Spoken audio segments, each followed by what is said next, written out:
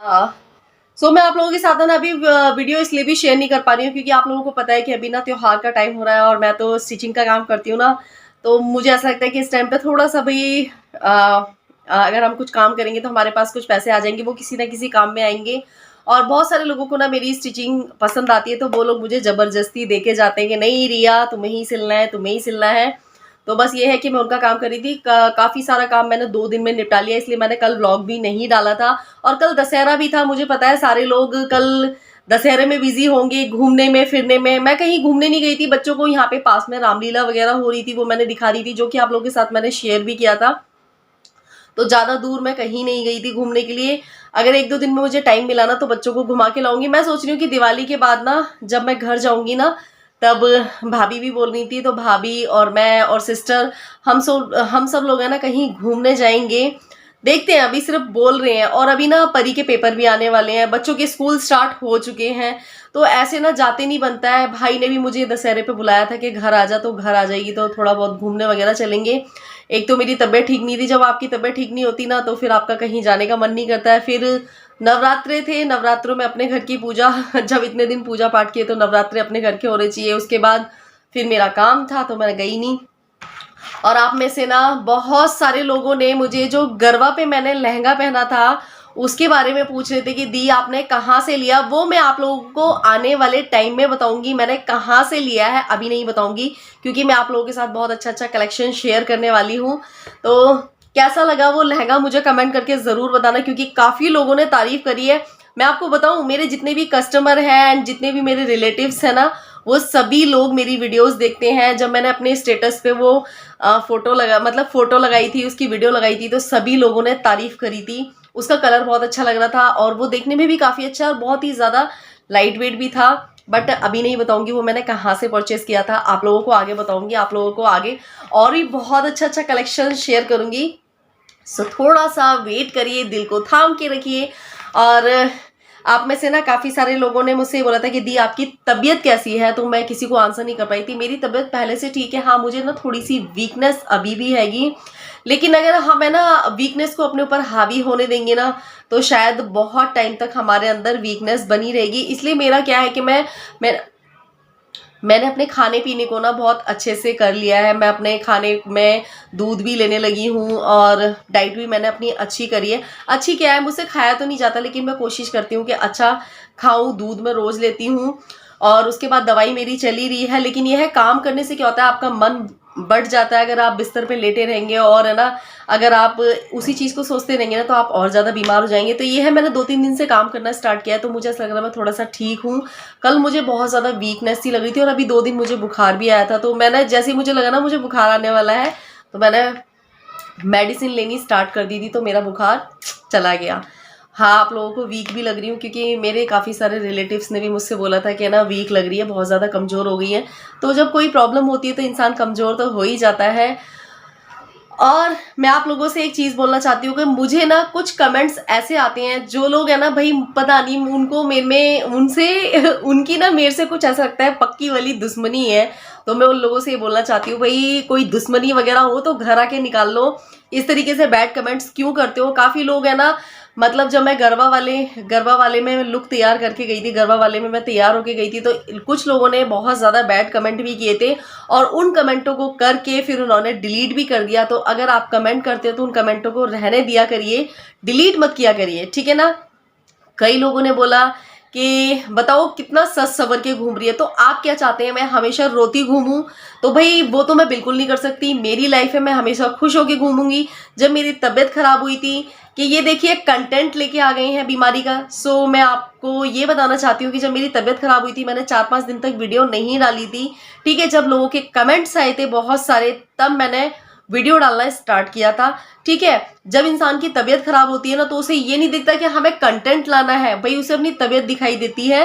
कि मैं इस चीज़ के लिए पहले भी बोल चुकी हूँ, लेकिन पता नहीं मैं ये सोचती हूँ कि लोगों को ना कुछ ना कुछ बोलना ही है।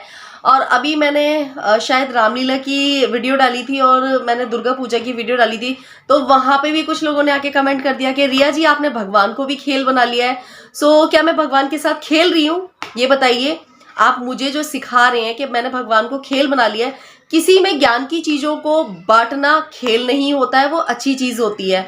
मैं किसी की बुराई नहीं कर रही हूँ, यहाँ पे किसी की चोरी नहीं कर रही हूँ, यहाँ पे कुछ गलत नहीं बोल रही हूँ, ठीक है। मैं मंदिर गई हूँ तो मैंने, जो लोग दर्शन नहीं कर पाते मैंने उनको मंदिर के दर्शन करवाए हैं, इसमें मैंने कुछ भी गलत नहीं किया है।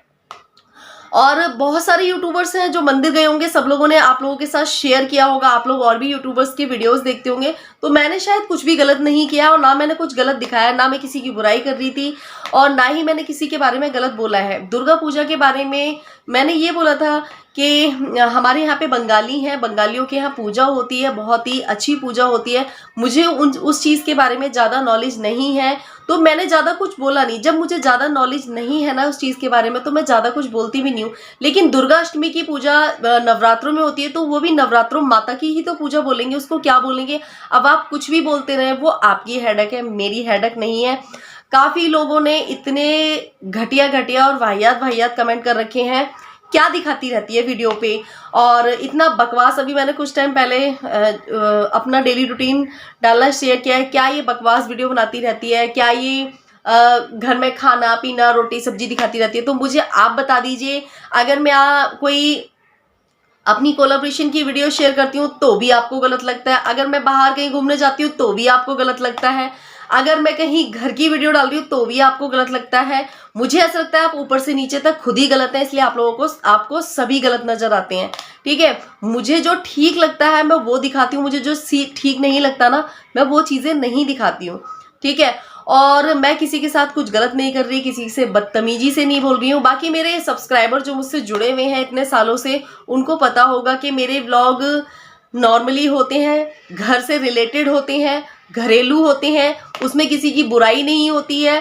और मुझे अगर किसी की कोई बात गलत लगती है ना तो मैं उसको मुंह पे बोल देती हूँ, ठीक है ना। ये नहीं है कि मैं उसके पीछे से बातें कर रही हूँ, ये कर रही हूँ, तो मैं उसकी जो भी बात मुझे गलत लगती है मैं मुंह पे बोल देती हूँ।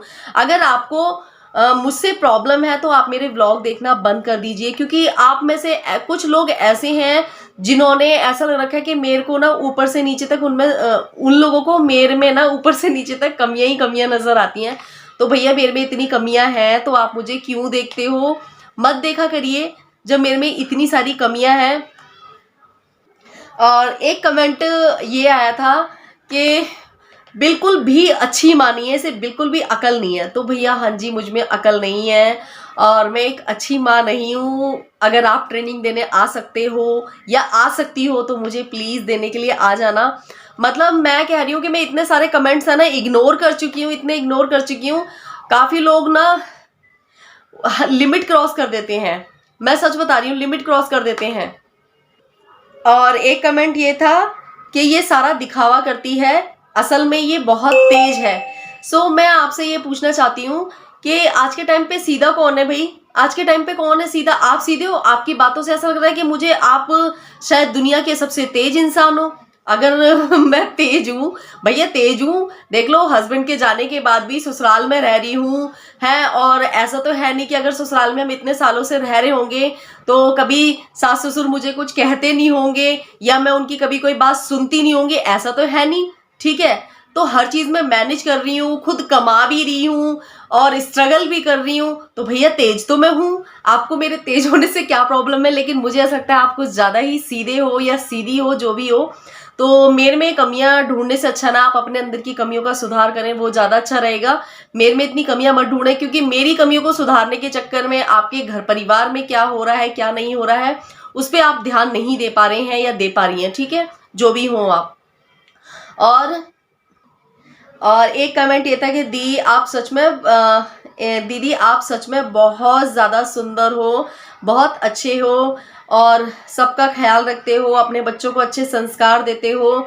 शायद आप जैसे लड़की होना बहुत मुश्किल होता है। ये मैंने ना कुछ कमेंट्स थे ना परी से लिखवाया है, शायद उसने लिखने में कुछ गलती कर दी है। आप जैसा लड़की होना बहुत मुश्किल होता है, ऐसा कुछ नहीं है।